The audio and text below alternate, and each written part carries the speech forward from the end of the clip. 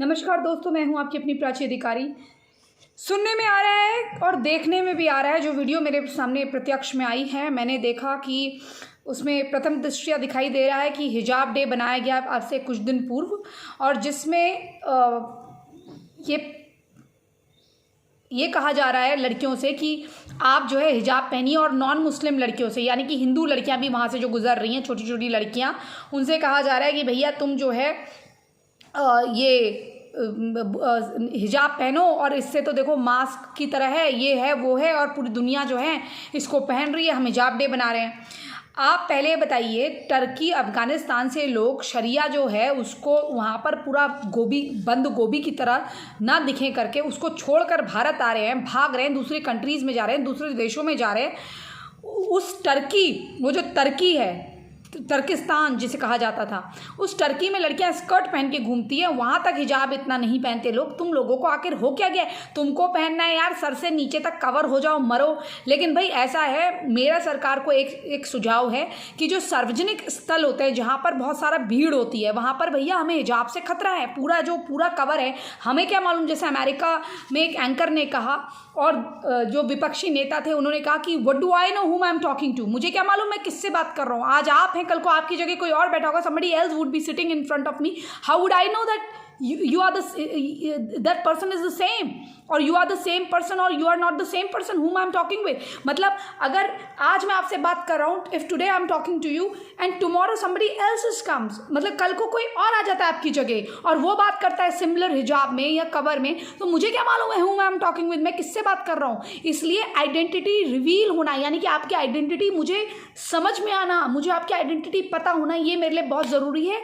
और मेरी सिक्योरिटी, मेरी जो सेल्फ सिक्योरिटी, उसके लिए बहुत बड़ा इशू है, और मेरे देश की सिक्योरिटी के लिए इशू है। तो सार्वजनिक स्थल पे यानी कि पब्लिक प्लेसेस पे, और जो मॉल्स वगैरह होती है या पिक्चर हॉल है, भैया आप तो आओगे कुछ छुपा के ले आए बॉम्ब, हमने पहले बहुत देखा है ऐसा कि आतंकवादी बहुत बॉम्ब्स में आए हैं, और कितनी बार जो आईसिस के आतंकवादी है उनको अमेरिकी सेना ने पकड़ा है और वो पूरे बुरखे में रहे हैं। तो और मैंने खुद अपनी आंखों से मॉल्स में इतनी चोरियां करते हुए देखा है लोगों को, और वो जब उठाते हैं तो भाई इतनी सारी चोरियां होती है। इसलिए हम तो इसके खिलाफ हैं। तो ये आपको पहनना है पहनो, ये आपकी संस्कृति है। और दूसरा, एक मौलाना को मैंने सुना, उसका भी मैं इसी में बोल देती हूँ। मौलाना को मैंने सुना कि पहले लड़कियां कवर करके रहती थी, और गीता में और ये रामायण में ये कहा गया है, वाल्मीकि जी द्वारा लिखी हुई, कि उसका मैंने आज तक अपनी सीता माँ का चेहरा नहीं देखा। तो इसका मतलब लक्ष्मण जी कह रहे हैं कि जो सीता माता है वो बड़ी स्मार्ट थी, वो अपनी जो चीज़ें हैं वो फेंकते हुए जा रही थी ताकि निशानियाँ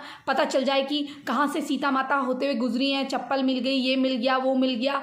तो सोचो, ये पहले ये सोचो कि वो लोग कितने एजुकेटेड थे उस वक्त। गुरुकुल में क्या शिक्षा होती थी कि उनके पास पैरों में पहनने की चप्पल थी। तुम तो जंगली लोग थे, मड में रहते थे। तुम तो जिन दुष्कर्मियों को, जो 6-6 साल की बच्चों से निकाह करते थे, अपने दोस्त की बेटियों से, और 9 साल की उम्र में उनके साथ संबंध जोड़ते थे, तुमसे तो हमारे पुराने ज़माने के जो लाखों साल पुराने लोग थे वही अच्छे थे कि वो चप्पलें और साड़ियाँ वगैरह पहनते थे। चलो मैं बैक टू द पॉइंट होती हूँ। उसके बाद उनको एक नथनी मिली। उन्होंने पहले तो उन्होंने कहा हाँ ये सारी चीज़ें मेरी भाभी की नथनी मिली, तो बोले पता नहीं शायद उन्हीं की होगी। वो बोले शायद क्यों? क्योंकि मैंने उनका चेहरा नहीं देखा। अरे मूर्खो, हमारे वहाँ पर स्त्री को वो चाहे ऐसे भी हो उसको ना देखने का चलन था, और तुम तो खैर अर्थ का अनर्थ बना देते हो। मैंने सोचा है कि मैं किसी गुरुजी से बात करूंगी इसके विषय में, लेकिन हमारे वहाँ बड़ों को ऐसे सर उठा के ज़्यादा लड़के या लड़कियाँ नहीं देखते थे, वो सम्मान होता था। उसके लिए कवर करने की ज़रूरत नहीं थी, औरत का इतना सम्मान था। वो तो तुम लोग आए लुटेरे चोर तुर्कमेनिस्तान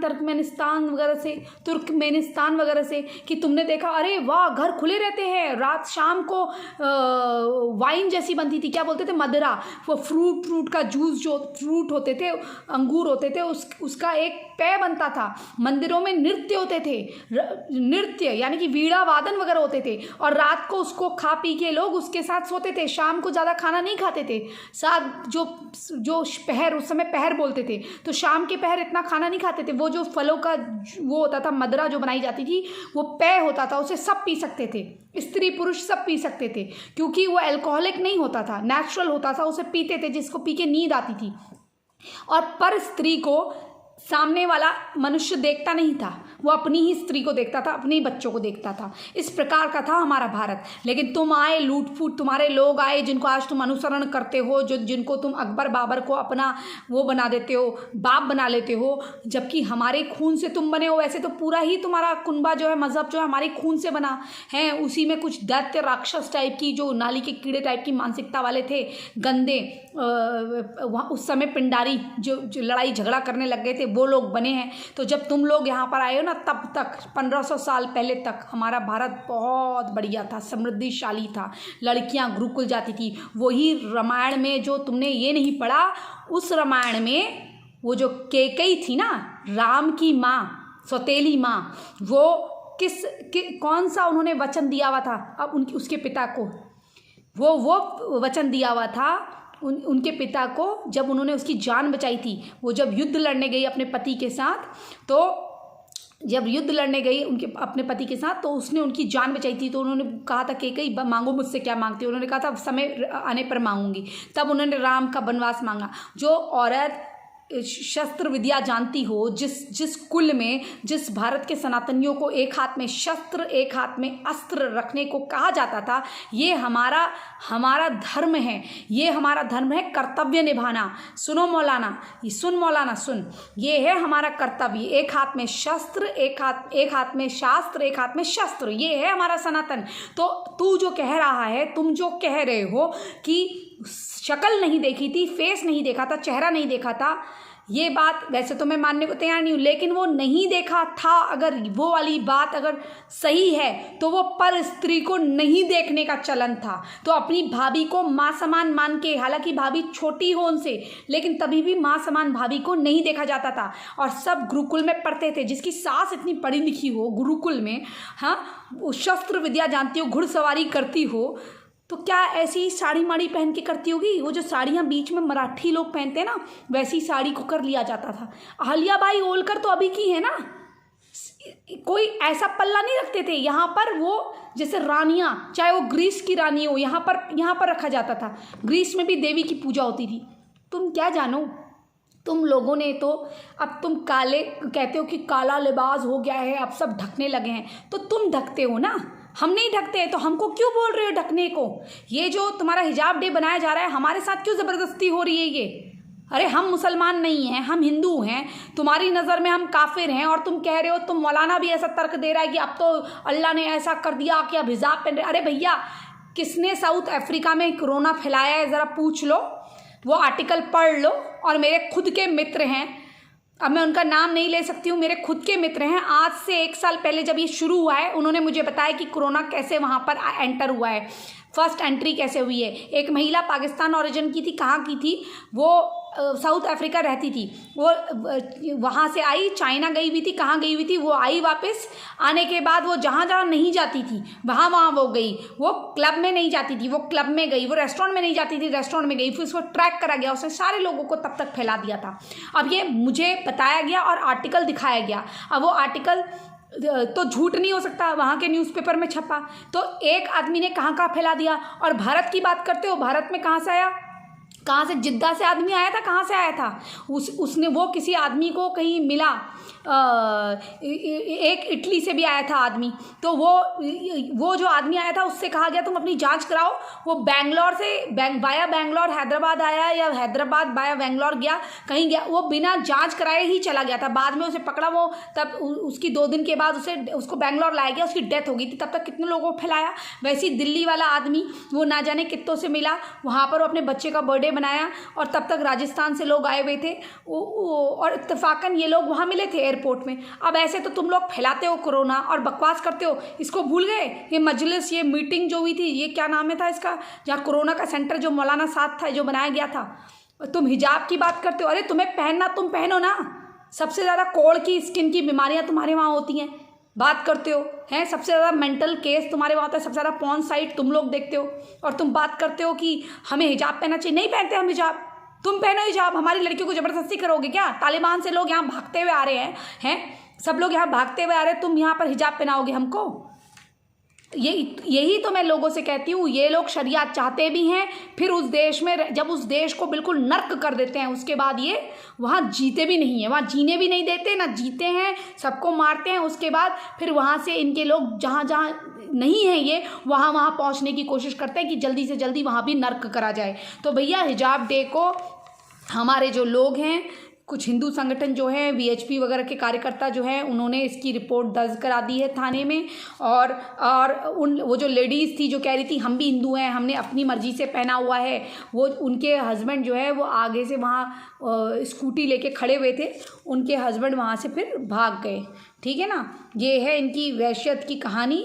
और ये हर जगह इसी तरह से, इवन पाकिस्तान की कुछ हाई सोसाइटीज़ में नहीं पहनती औरतें, वहाँ पर भी नहीं पहनती है, इतना तो वहाँ भी नहीं चलता। ये ज़बरदस्ती यहाँ ज़्यादा है। जो नकली वाले हैं ना, ये जो नकली वाले हैं, इनको ज़्यादा प्रूफ देना होता है। किसी ने सही कहा था, जो तुम में से बनता है ना, वो तुम जब हिंदू कोई मुसलमान बनता है तो वो कन्वर्ट होके सबसे बड़ा दुश्मन अपने ही लोगों का हो जाता है। वो एक कन्वर्जन नहीं होता, एक हिंदू ख़त्म नहीं होता, वो एक दुश्मन आपका रेडी होता है, उसके साथ जो परिवार होता है वो भी दुश्मन बन जाता है। इस तरह के लोग हैं ये। अब का क्या कहा जाए इनका। चलिए अब मुझे दीजिए इजाज़त। आप क्या समझते हैं इस न्यूज़ के बारे में बताइएगा। आपको मैंने एक साथ 2 न्यूज़ दी इसमें। एक तो जो मौलाना ने बयान दिया कि अल्लाह ताला ने ऐसा वो दिया है, अजाब दिया है। अल्लाह का अजाब तो देखो कि अब नेचुरल बुरखा पहन रहे हैं। अरे बुरखा तो किस लिए पहन रहे हैं? तुम जैसे राक्षस जो चाइना और पाकिस्तान मिलके जो करे हो, ये एक वायरस लाए हो दुनिया में, ये तुम्हारे लोगों को भी खा रहा है, ऐसा तो है नहीं। इसने दुनिया का काम रोकथाम दिया है। जहाँ जहाँ जाते हो वहाँ तरक्की रोक देते हो, वहाँ वही जो स्टोन एज है, पत्थर का युग, वो लाना चाहते हो, है ना। पत्थर मारते भी हो लोगों को, फिर ये कहते हो कि ऊपर वाले की जो अजाब है वो पड़ रहा है, और पत्थर मारो शैतान को। शैतान कौन? हम। तो यही तो तुम्हारा फ़लसफ़ा है। जहाँ जहाँ जाते हो बड़ी बड़ी बिल्डिंगें नष्ट कर देते हो। देखो अब अफ़गानिस्तान का हाल देखो। अफ़गानिस्तान पे नहीं बोलते कोई भी, है ना, उन पे नहीं बोलते। खाली तुम्हारे लोग रोस्ट करेंगे, वीडियो बनाएंगे, ही हा करेंगे, हिंदुओं से पैसे मांगेंगे। हिंदू भी नहीं सोचते कि तुमको पैसे देने का मतलब पैसे देने का मतलब क्या है। तुमको पैसे देने का मतलब ज़कात जाने का मतलब क्या है। पाकिस्तान से लेके दूसरी जगह तुम इस तरह के ये आतंकवादी संगठनों को देश और देश के बाहर पालना, ठीक है ना। यही है। कुछ अच्छे काम तो तुम लोग कर नहीं सकते हो। मदरसे बनाओ, जाहिल बनाओ, एक कोई डॉक्टर नहीं, इंजीनियर नहीं, 2% लोग भी उसमें सही नहीं निकलते, बस यही काम करते हैं। या तो दीन फैलाने से हमको क्या फ़ायदा, पूरी दुनिया नर्क बनाने का, है ना। तुम पहनो हिजाब, तुम्हें पहनना छोटा पैजामा पहनो लेकिन जब सार्वजनिक स्थल, मॉल्स वगैरह, इसमें इनको नहीं करने देना चाहिए। जो आने वाला खतरा है उसे भापना चाहिए। हमें क्या मालूम हम किससे बात कर रहे हैं, कौन है उसके पीछे, क्या उसके पीछे छुपाया हुआ है, हम नहीं जानते। इसलिए बहुत बड़ा खतरा है ये। जो सही इंसान है वो खुल के आएगा, उसे ढकने की क्या। चेहरा हमारी पहचान है, भगवान ने हमें चेहरा दिया, भगवान भी हमें पूरा चिपका के भेज देता नहीं तो। इसी संदेश के साथ मैं प्राची अधिकारी आपसे विदा लेती हूँ। आप क्या सोचते हैं इस वीडियो के बारे में ज़रूर बताइए, अपनी टिप्पणियाँ नीचे लिख के दीजिए। जय श्री राम, हर हर महादेव।